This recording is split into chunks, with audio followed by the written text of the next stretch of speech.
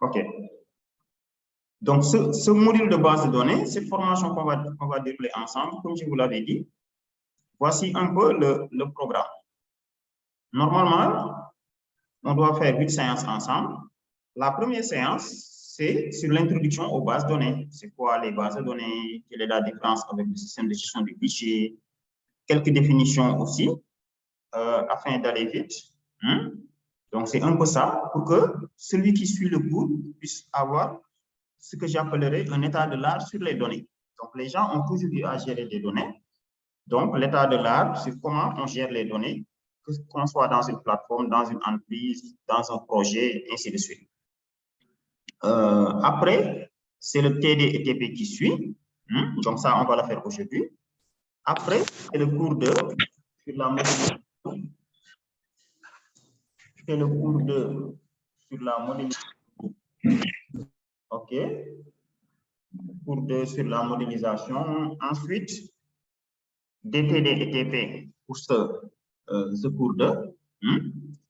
Après, on va voir le modèle relationnel. Donc là, ce qu'on va apprendre, c'est-à-dire si on veut modéliser une base de données, comment on s'y prend? Ou bien, une fois qu'on trouve une base de données qui est déjà modélisée, comment comprendre l'organisation des données qui sont derrière? Ces deux cours sont déjà déroulés et disponibles sur YouTube. Mais n'empêche, on va encore faire un résumé du cours, donc ce n'est que bénéfique. Et l'avantage que vous aurez, c'est surtout les TD et les TP. Après, on va voir le modèle relationnel. Parce que comme on l'a vu, il y a plusieurs modèles de base de données.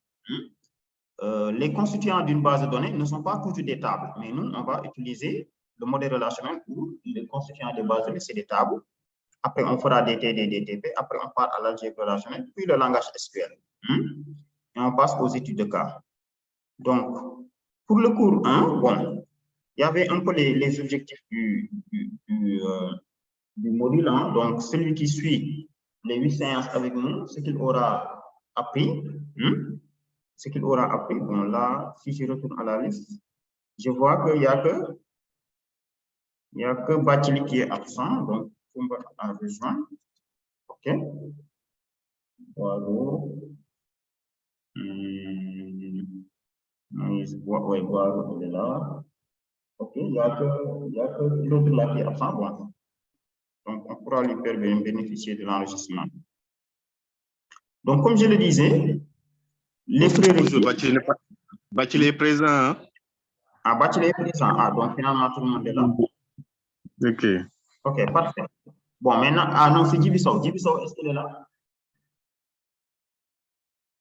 OK, il n'y a que Djibiso qui est absent. Non, okay. Il sera là. Je viens de l'appeler tout à l'heure.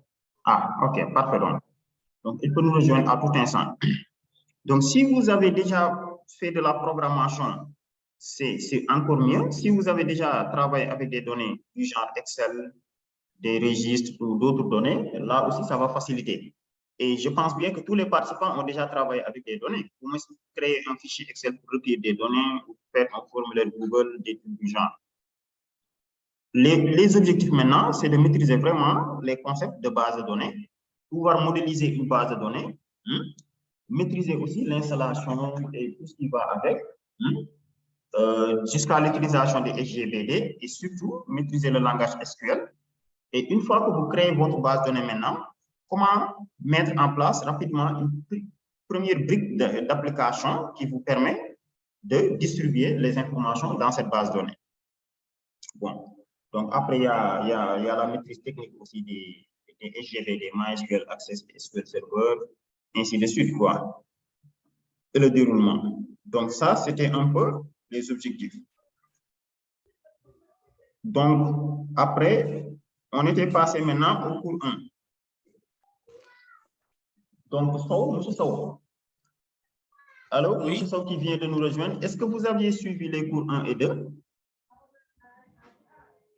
Oui. Allô? Okay. Oui. Bon, mais on va bonjour tout le monde. Oui, j'avais suivi les deux premiers modules, oui. Parfait, mais on va le survoler. Ce sera une révision pour vous tous. Donc, OK, bien sûr, oui. Une révision pour que vu que vous avez payé. Donc là, c'est une révision et ce ne sera que bénéfique. Il n'y a pas de souci. Donc on recommence. comme on l'avait dit, donc là, je pourrais aller vite, je pense. Comme on l'avait dit, l'introduction aux bases de données, on avait montré d'abord la différence entre ce qui est une donnée et une information. Et je vous informe que celui qui veut, il peut prendre un cahier ou quelque part pour prendre note. Souvent, ce serait important de prendre quelques notes, même si on vous envoie les supports, tout ça. Donc, il faut noter la différence entre l'information et la donnée. Et pourquoi on dit ça? Aujourd'hui, au Sénégal et en Afrique, beaucoup de gens ont des informations, mais ils n'ont pas les données pour les prouver. Alors que ça, c'est très important. Il ne suffit, par exemple, vous voyez certaines autorités, des ministres, des maires, des directeurs, on leur demande vous êtes à quel pourcentage de réalisation du projet? Ils disent nous sommes à 40%. Mais non, on doit se baser sur des données. Par exemple, si dans le projet, on a un budget, on a du temps, on a des activités à mener, et que vous avez un bon système de suivi et évaluation où vous mettez ce qui est réalisé, ce qui n'est pas réalisé, là, vous pouvez dire quel est le pourcentage. Mais vous ne pouvez pas, dans la construction d'une route, vous lever et dire qu'on est à 30%. Non. Vous êtes à 30% du temps. Mais concrètement, quel est le pourcentage de réalisation? Il n'y a que les données qui peuvent le justifier. Donc, on avait montré cette différence.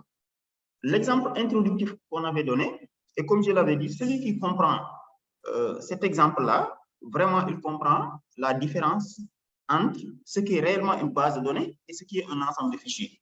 Parce que comme je vous l'ai dit, beaucoup de gens ont un ensemble de fichiers, un ensemble de données, et eux-mêmes, ils disent base de données, mais ils n'ont pas encore de base de données.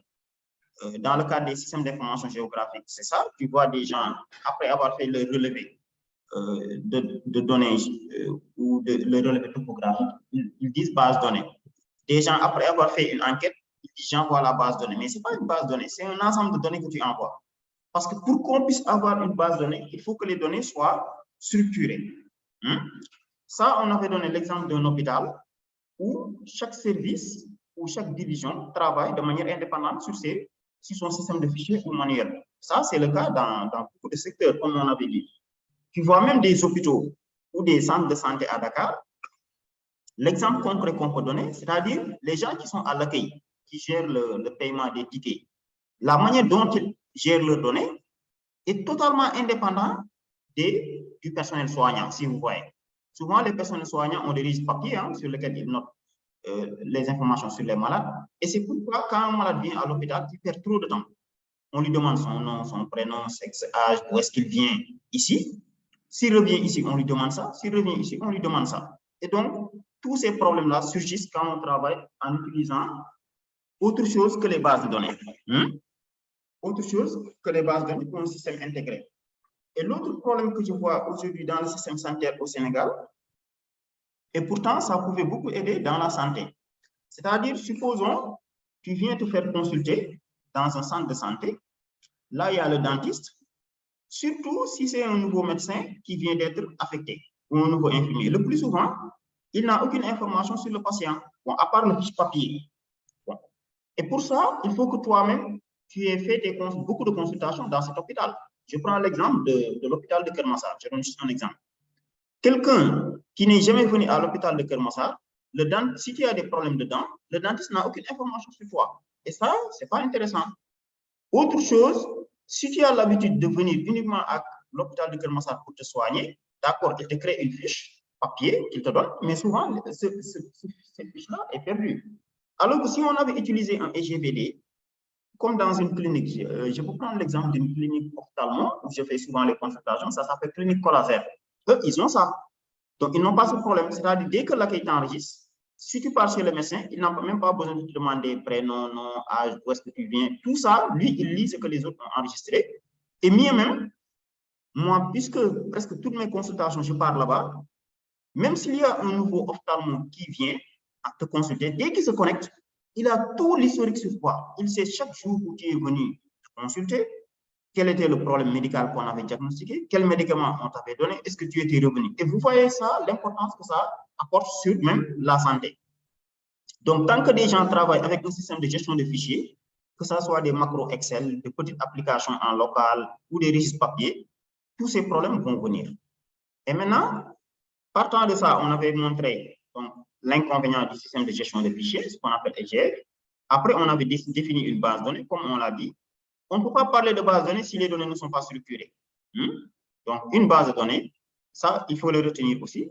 C'est une entité dans laquelle il est possible de stocker des données de façon structurée avec moins de redondance. Il faut vraiment maîtriser cette définition. Donc, une base de données, c'est un gros ensemble d'informations structurées, mémorisées sur un support permanent.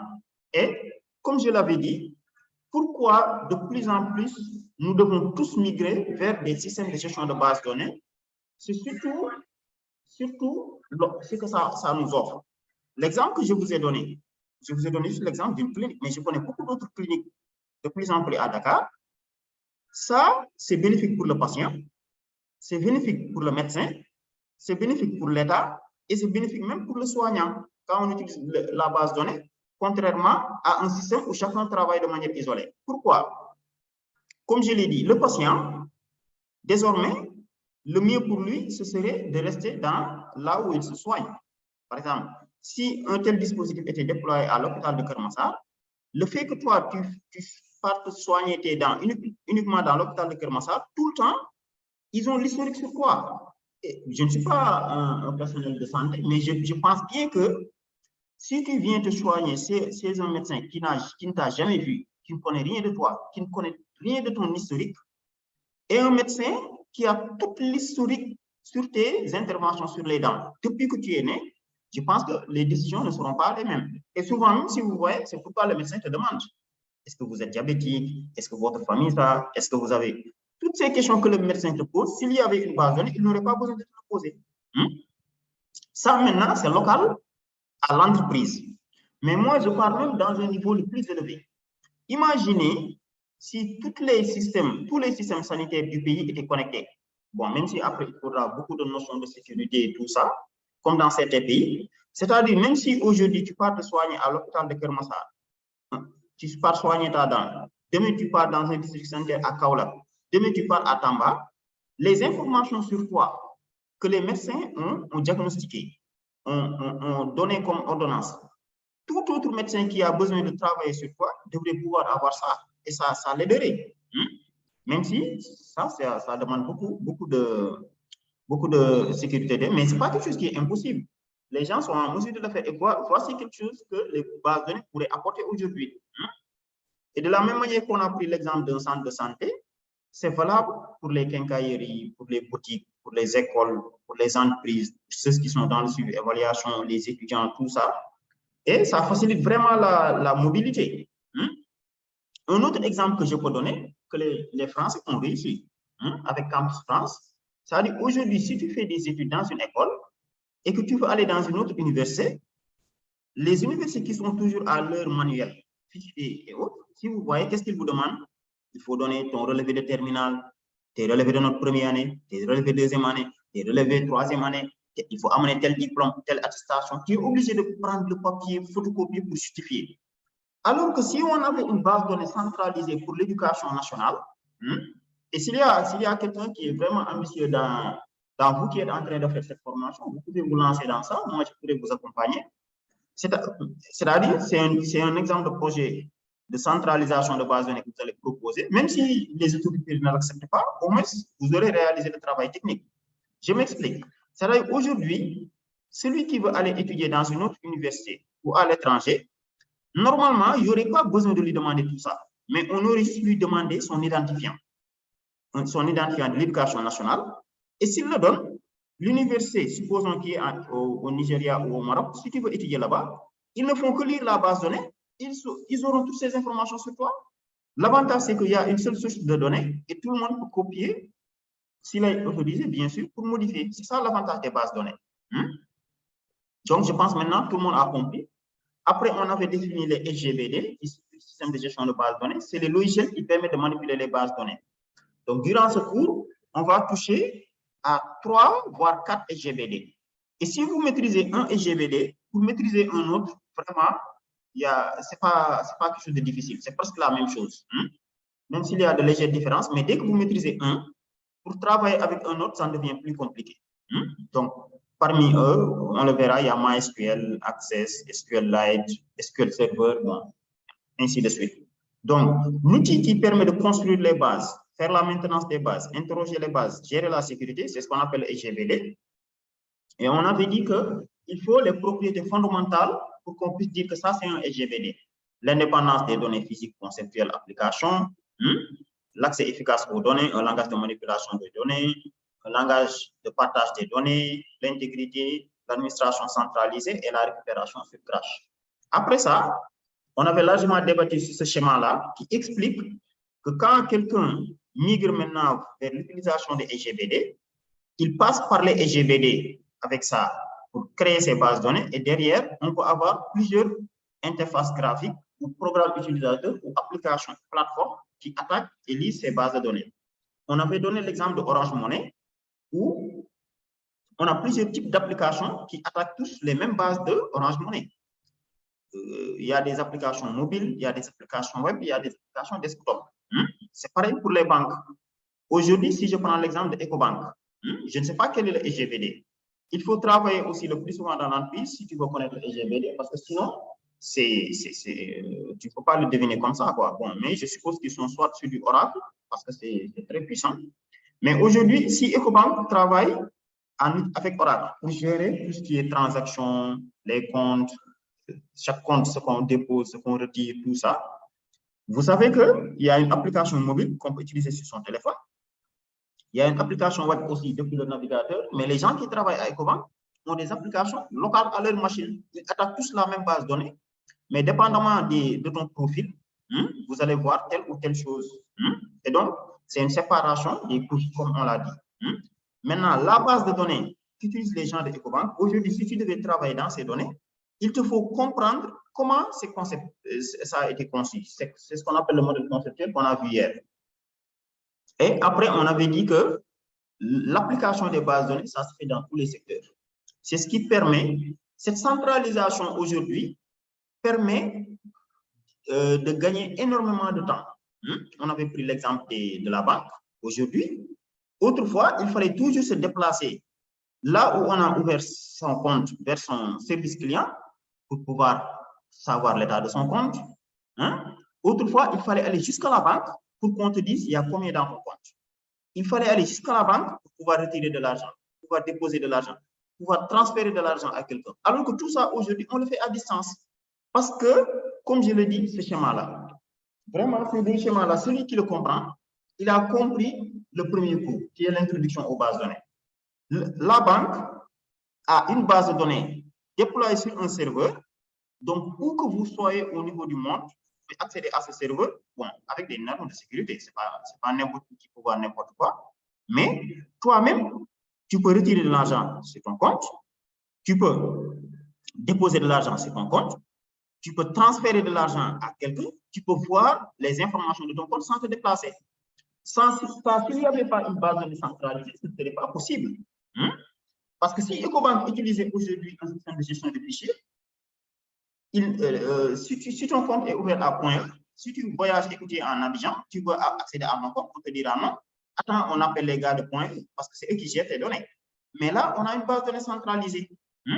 Donc, vraiment, ça règle le problème dans beaucoup de secteurs, dans les applications transactionnelles.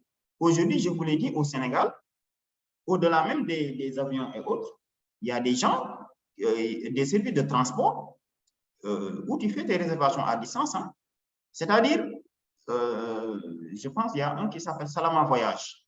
Eux, par exemple, ils ont une application mobile. Si tu te connectes, le prochain bus qui doit aller vers Saint-Louis, tu peux faire une réservation, tu peux réserver ta place et tu peux voir même combien de sièges restent dans le prochain bus. Et c'est très simple parce qu'ils ont une base de données en ligne avec une application derrière. Chaque personne peut réserver et payer. Donc, soit tu peux aller dans les locaux, un agent te réserve, soit tu peux passer par l'application mobile pour faire la réservation. Donc, en temps réel, tu peux voir combien de sièges sont encore disponibles dans le bus. Tu peux savoir le bus quand est-ce qu'il part. Et mieux même dans le véhicule, quand il roule, le véhicule est géolocalisé. Donc, ça, c'est grâce aux bases de données. En statistique, comme on l'a vu, autrefois, pour collecter les données, il fallait toujours appeler la personne pour faire une enquête papier. Alors que vous voyez, aujourd'hui, vous qui participez à la formation, je suis sûr que vous n'êtes pas tous à Dakar. Deuxièmement, on a eu les informations nécessaires sur vous. On a fait une collecte de données sur vous sans qu'on se déplace. C'est grâce aux bases de données, parce qu'on a conçu un formulaire en ligne. Vous avez montré que vous êtes intéressé, on vous a donné l'information que vous avez payé. Donc là, aujourd'hui, on peut faire des sondages en ligne et on a le résultat en temps réel. Aujourd'hui, tu veux faire une enquête sur une population de 100 étudiants. Je donne un exemple. Autrefois, il fallait prendre le papier, aller voir les étudiants un à un et leur poser les questions. Mais aujourd'hui, tu peux concevoir un formulaire en ligne, ils répondent tous et automatiquement tu as les réponses.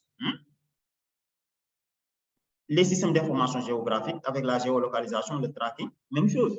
Aujourd'hui, je connais à Dakar des gens qui louent des véhicules, mais s'ils te louent le véhicule, en temps réel, ils savent où se trouve le véhicule.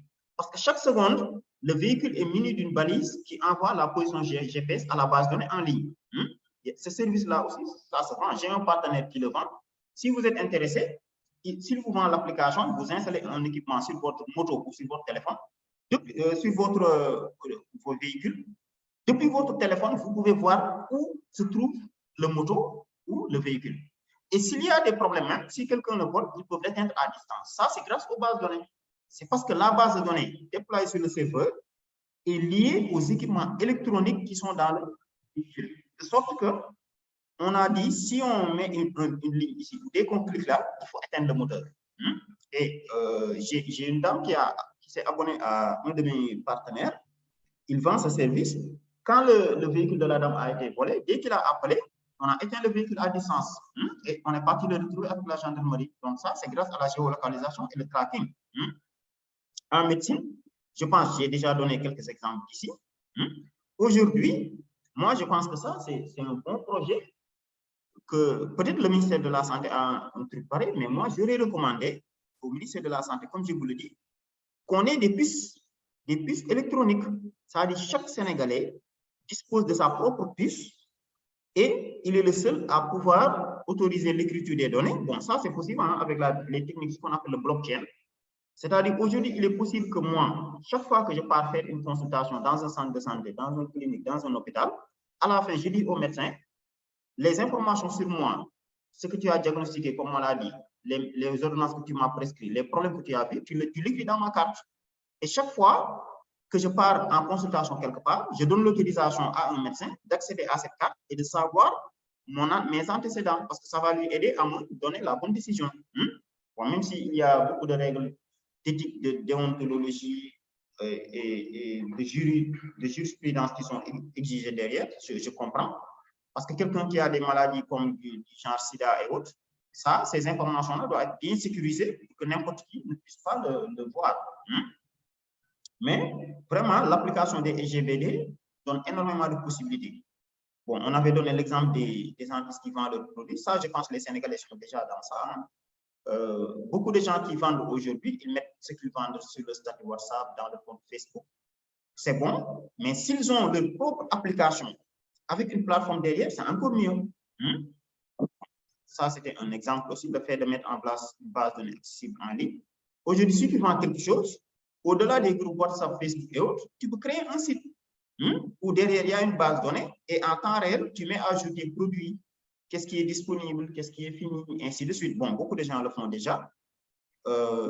Les associations aussi, pareil. Donc, comme je l'ai dit, nous, on a déjà un projet en interne sur ça. Parce qu'aujourd'hui, si vous prenez l'exemple de quelqu'un qui dirige l'association des, je sais pas, des juristes, l'association des étudiants de telle, l'association des ressortissants de telle zone, tel ASC, tel groupement de femmes, le groupement paysan, ce qu'on remarque, le plus souvent, les informations sur les bureaux antérieurs ne sont pas disponibles, à part quelques rares rapports. Donc, les bases de données, comprenez que ça n'aide pas seulement ici. Ce n'est pas seulement qu'il aide à centraliser l'information, mais encore mieux même, il aide dans l'archivage. Je m'explique, c'est-à-dire, aujourd'hui, imaginez, il y a des associations qui contiennent des centaines de membres, des milliers de membres. Mais si tu leur demandais aujourd'hui, si, je ne sais pas, je peux prendre l'exemple, je peux prendre notre propre association, l'association des étudiants de l'UGB, qu'on appelle Wassanar. Ça m'étonnerait qu'ils puissent disposer les données des membres il y a 8 ans. Ça, il y a 8 ans, il y avait combien de membres inscrits? quelles sont les activités qui ont été menées, quelles sont les difficultés qui ont été rencontrées, ainsi de suite. Tout simplement parce qu'on a une gestion sous forme de fichier. Le bureau qui est élu, il met en place des rapports, il fait des enquêtes, il fait des sondages, d'accord, mais il le laisse dans les documents Word. Et de ce fait, le plus souvent, si on a 2, 3, 4 bureaux, les bureaux antérieurs, on n'a pas d'informations. Moi, j'ai déjà réalisé un petit sondage sur beaucoup d'associations, mais je n'ai encore vu aucune association au Sénégal qui dispose des données de l'association depuis le début jusqu'à aujourd'hui. Chaque année, ils ont un rapport annuel, ils font le bilan, et après, ils transmettent au nouveau bureau et ils s'en vont. Dès que tu formates ta machine, tu le fais, on ne sait pas où retrouver les données. Alors que si on avait une application avec une base de données derrière, donc le nouveau bureau qui arrive, il a toutes les informations sur les bureaux antérieurs, il y avait combien de membres, combien ils avaient cotisé, le budget qu'ils avaient, les activités qu'ils ont menées. Et ça aide dans la planification. Donc, nous, on a une plateforme dans ce sens, donc qu'on peut mettre à disposition des associations pour aider dans l'archivage. Et tout ça, c'est des types d'utilisation. Vraiment, il y a un exemple, il y a une infinité d'exemples. Maintenant, on avait parlé de 3 niveaux de description des bases de données. Le niveau interne sur la machine. Ça, c'est ce qu'on fera en TP, c'est-à-dire quand vous allez créer la base de données sur la machine, vous êtes sur le niveau interne. Là, c'est le niveau conceptuel. C'est ce qu'on a commencé hier et on va le continuer tout de suite, c'est-à-dire le fait qu'on modélise une base de données. Et ça, c'est le niveau externe, c'est-à-dire les applications qui pointent maintenant sur ces bases de données. Là, ce que vous pourriez faire au-delà de ce cours, c'est d'écrire toutes les requêtes nécessaires, les vues nécessaires, mais on vous donnera une petite fenêtre, même si ce n'était pas l'objectif, pour vous permettre de voir comment bâtir une application qui va lire les données, qui va interagir avec la base de données qu'on a créée. La même chose est revenue ici. Et comme je l'ai dit, pour comprendre ce schéma, prenez l'exemple de Facebook. Aujourd'hui, Facebook, il y a une application mobile, il y a une application web que nous utilisons, mais les gens qui travaillent dans Facebook, ils ont des applications où ils ont beaucoup plus de possibilités d'interagir avec les données que nous, on ne peut pas. Ou bien, je prends l'exemple de Senweb, le site Senweb. Le site Senweb que vous voyez, nous, on est simple utilisateur. Donc, on ne peut que lire les données, on peut laisser des commentaires, mais si vous voyez, on ne peut pas mettre de nouveaux articles dans Senweb. Il faut quelqu'un qui travaille là-bas, c'est pourquoi ils ont une application dédiée. Mais nous tous, nous attaquons la même base de données qui est là sur machine. Et cette base de données a une représentation logique, ce qu'on appelle le MCD. Le modèle conceptuel, comme on va le voir aujourd'hui. Et les exemples de SGBD, maintenant, il ne faut pas dire base de données. Les gens ont l'habitude de dire MySQL, base de données MySQL. Base de données MySQL, c'est un fichier. Mais MySQL, c'est un SGBD, c'est un logiciel. C'est ce qu'on appelle système de gestion de base de données. Ça aussi, il faut le noter. Il y a des exemples. Il y a certains qui sont open source et d'autres qui sont payants. Durant ce cours, comme on l'a vu, on va voir celle-là.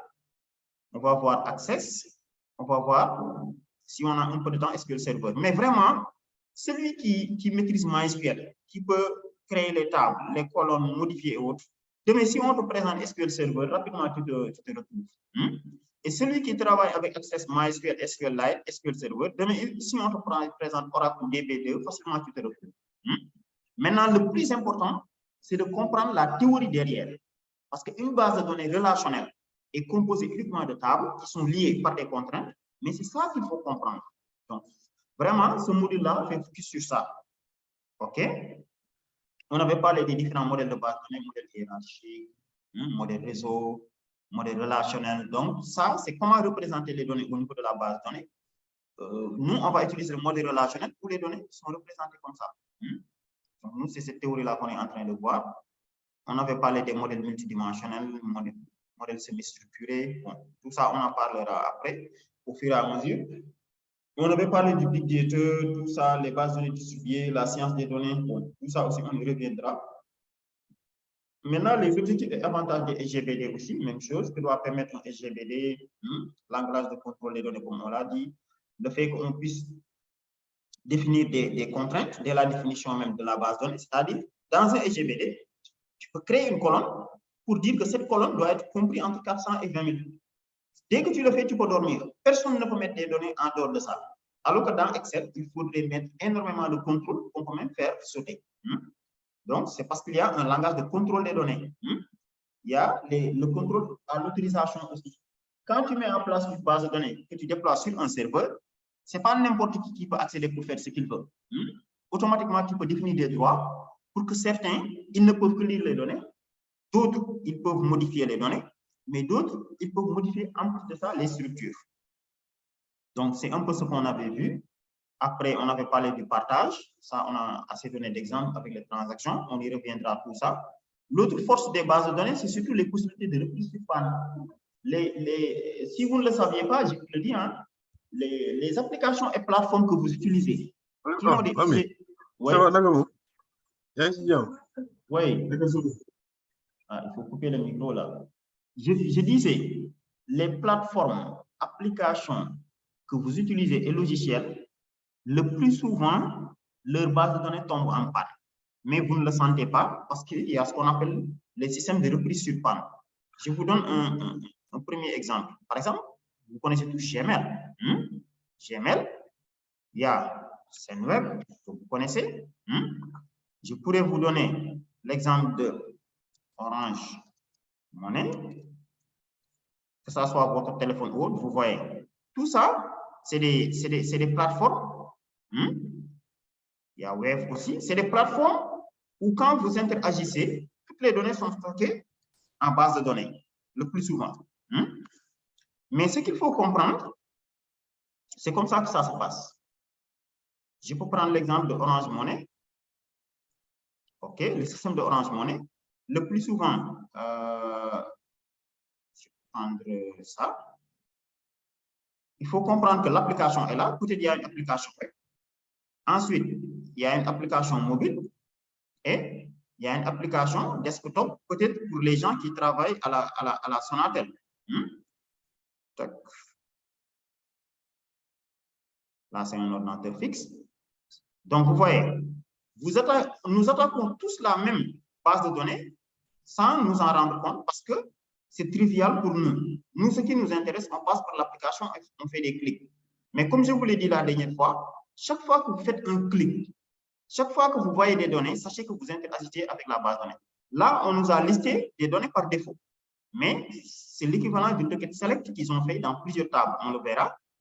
Quand tu cliques là, qu'est-ce qui se passe? Tu es en train de demander uniquement les informations sur cet article. Là aussi, vous avez fait un select étoile dans une base de données. Et vous voyez ce chiffre-là. Ça, on le verra en base de données. Vous allez voir que c'est l'identifiant. C'est pourquoi, normalement, si vous mettez comme ça 6, je vais essayer si ça marche. Vous voyez, dès que tu changes ce nombre-là, les données là changent. C'est parce qu'ils sont en train de requêter dans une base de données. Vous voyez? Pourtant, le titre a changé. Je ne sais pas si vous m'avez suivi. Là, l'article s'appelle « Comment les détenus vont passer les fêtes en prison ». Mais dès que je change le 6 et je mets le 7, dès que je mets le 7, vous voyez, il m'affiche un autre article. Là, dès que je change, je mets 5. Regardez ici comment le titre va changer normalement. Dès que je mets 5, je suis sûr que vous voyez. Parce que là, je viens de lire les données d'une table qui affiche les données spécifiques sur un article. Bon, ça, on y reviendra aussi. Mais ce que je voulais vous expliquer, c'est parce que nous attaquons tous la même base de données. Maintenant, aujourd'hui, le site SendWeb là, je suis presque sûr qu'il arrive des moments où la base de données tombe complètement en panne. Mais l'utilisateur qui est en train de visiter le site, il ne le sent pas. Pourquoi il ne le sent pas? C'est ce qu'on explique ici sur le cours. C'est ce qu'on appelle le repli sur panne avec les bases de données, la sécurité. Comment ça se passe? C'est que derrière, est-ce que j'ai le schéma de base de données là? Je cherche un sur le net. Je vous mets l'image là. Bon, là, vous allez mieux comprendre. Ok, je vous laisse ce schéma là. Donc, je copie ça. Pourquoi l'utilisateur ne le sent pas? C'est parce que derrière, ici, petit, copie.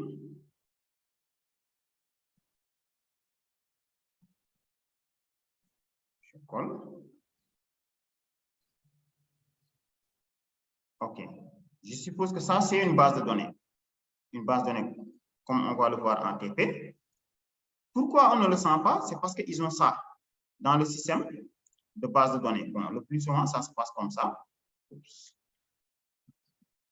Là. Là. C'est-à-dire, le développeur qui développe l'application ou l'utilisateur qui utilise l'application, il lit une base de données, une adresse de base de données. Mais cette adresse, en fait, ce n'est pas une seule base de données, mais c'est plusieurs bases de données, ce qu'on appelle répliquer. Ça, on le verra à la fin du cours. C'est ce qu'on appelle la réplication. C'est-à-dire, les données que quand tu insères des données, il l'insère dans cette base. Ça, je peux l'appeler par exemple M comme maître ou master. Là, je peux l'appeler E1 comme esclave 1. Là, je peux l'appeler E2 comme esclave 2. Là, je peux l'appeler E3 comme esclave 3. Pourquoi, quand la base de données de Wave, de Orange Money, de Senelec, de Senweb, de Facebook tombe en panne, nous, on ne le sent pas. C'est parce que toute action qu'un utilisateur fait dans cette base, soit il insère une ligne, soit il crée une nouvelle table, soit il supprime une ligne, automatiquement, il le réplique ici. C'est ce qu'on appelle la réplication. Tout ce que vous faites dans cette base, il le réplique dans les autres bases, automatiquement. C'est ça qui fait que la base là et la base là ont toujours le même état. Tout ce que tu fais ici, automatiquement, il le réplique ici, ici, ici, à la tierce près. Tout ce que tu supprimes, il le supprime ici. Tout ce que tu ajoutes, il l'ajoute ici. Tout ce que tu modifies, il le modifie ici. Et les bases de données, surtout SQL Server, MongoDB, Oracle, PostgreSQL et les autres, MySQL, il l'a, mais de manière un peu faible. Ils ont ce qu'ils appellent le basculement automatique. Dès que cette base de données-là a des problèmes, automatiquement, celui-là, il va prendre le relais. Automatique. Et là, vous n'avez même pas besoin de toucher. C'est automatisé. C'est juste des configurations que vous faites. Automatiquement, lui, il prend le relais.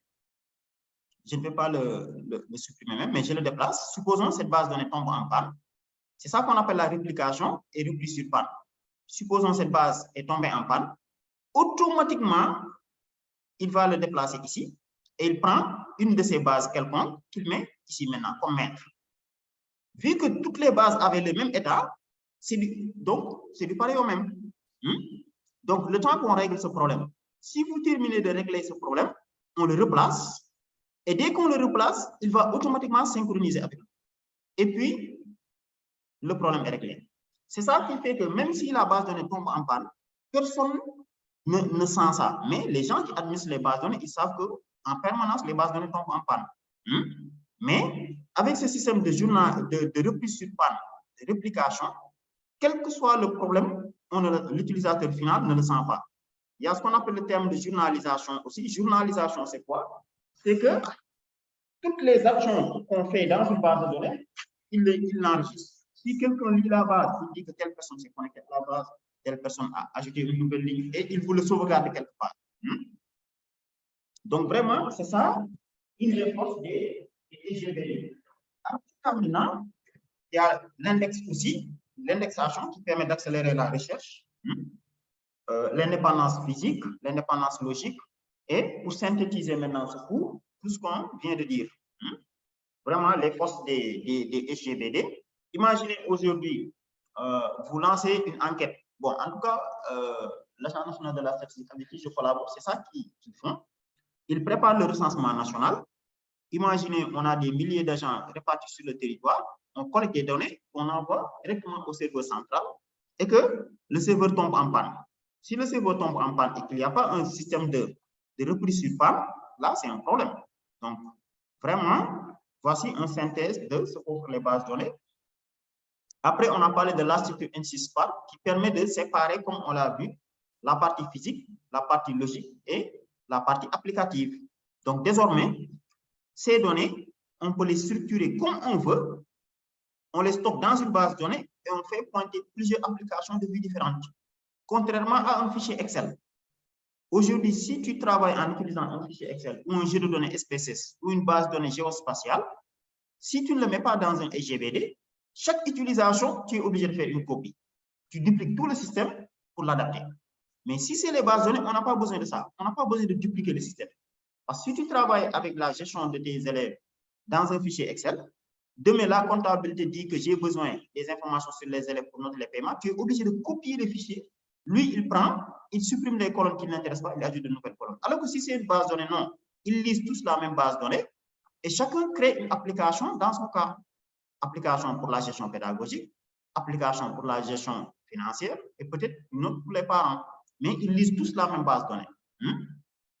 Donc, c'est ça ici, l'article n'insiste pas. Après, on a rappelé encore le niveau externe. On a rappelé le niveau conceptuel. On va voir après. On a rappelé le niveau interne qui est la base de données physique même sur l'ordinateur. Et durant ce cours, on va manipuler ça. On va manipuler ça. Et ça, on va un peu toucher aussi. Donc, là, on fait maintenant un résumé de ce qu'on vient de voir durant ce cours. Les fonctions de SGBD. 1, il faut le langage de définition des données. 2, il faut un langage de manipulation des données qui permet de faire des ajouts, des mises à jour, tout ça.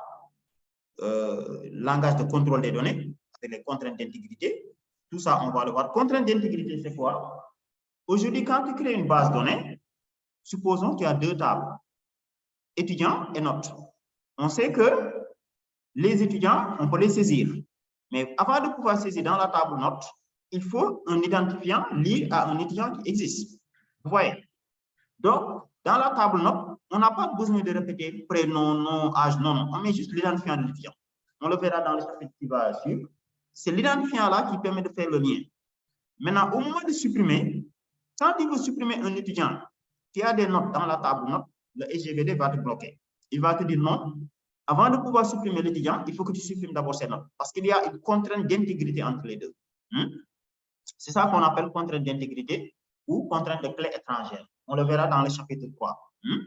Bon, on a largement parlé des droits d'accès, des transactions, tout ça. Et c'était un peu tout.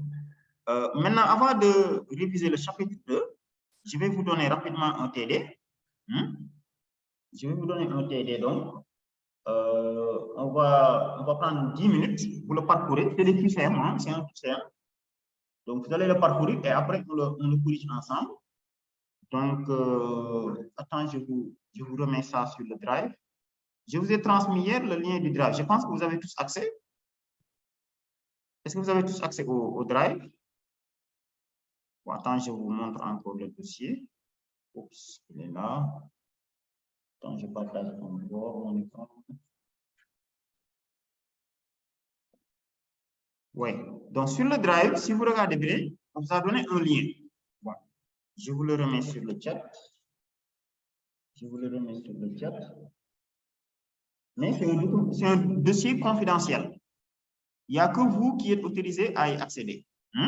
Donc, on va mettre les cours. On va mettre les TD et TP. Avec leur énoncé et leur correction. On va mettre de la documentation. Nouveau dossier, on va mettre de la documentation.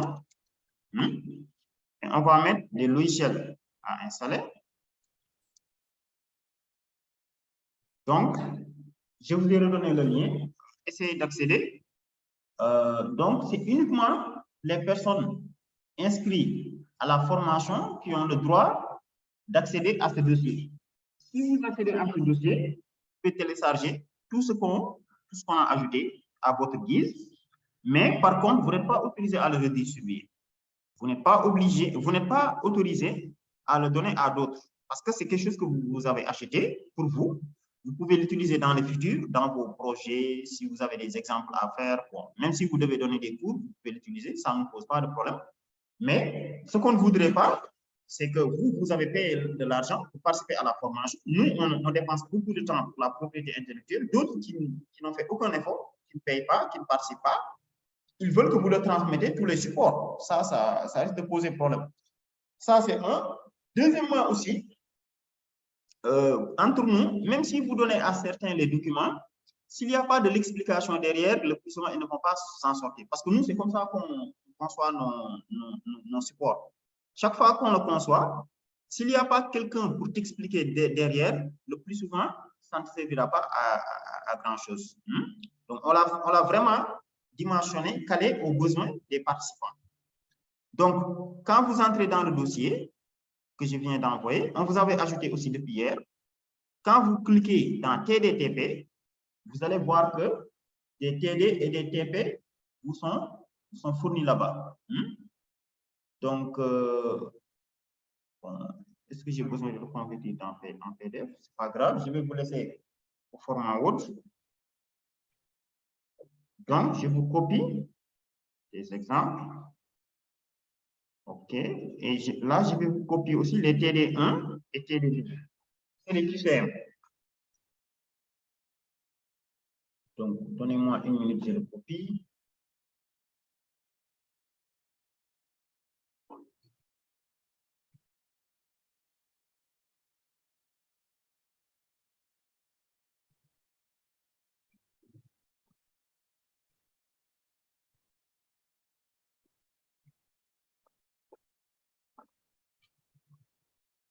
OK.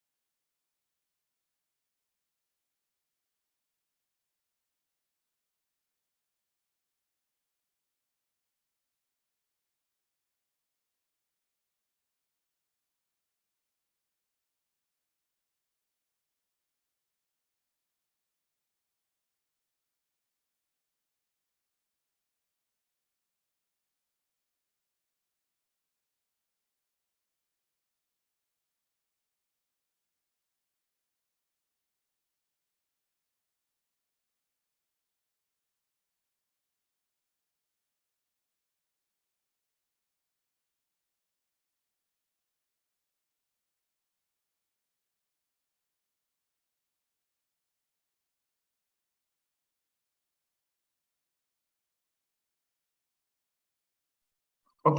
Donc, le TD1, il est là, TDTP1. On va le corriger ensemble. Hein? Donc, il est 11h42. On vous donne 8 minutes, non, 13 minutes pour répondre. C'est des questions-réponses. Hein? C'est des questions-réponses.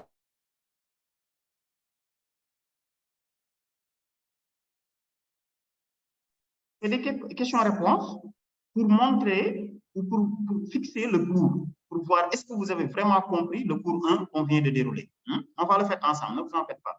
Donc, je vous l'envoie, il est là.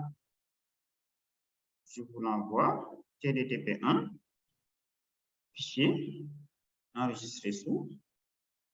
Je le mets au format PDF pour faciliter. enregistrer, et je le charge. Donc, comme je dis, si vous venez sur le Drive, vous avez tous accès à ce dossier gratuitement pour vous. Quand vous entrez dans TDTP, je le charge comme ça. Il est là, TDTP1. Donc, comme je dis, les autres, on y reviendra après, mais pour l'instant, vous pouvez limiter à ça. TDTP1. C'est bon? Donc, allez-y. Vous pouvez prendre une feuille pour faire les réponses, si vous voulez. Bon, son, il dit qu'il ne reçoit plus de son. Oui, on avait coupé. Donc, allez-y, vous en avez accès. Et je vous invite à prendre une petite feuille et essayer de répondre. Donc, c'est des QCM. Hein. On va mettre à disposition aussi une plateforme d'auto-évaluation où toutes ces questions-là et d'autres questions seront chargées. Donc, c'est une plateforme où vous aurez un compte et vous avez la possibilité de donner des réponses sous forme de QCM. Ça va permettre de mesurer votre niveau en base de données. Donc, vraiment, tout ce qu'on vient de voir, on le corrige à 11h55. Donc, dans une dizaine de minutes. OK. OK, donc, on se revoit dans quelques instants.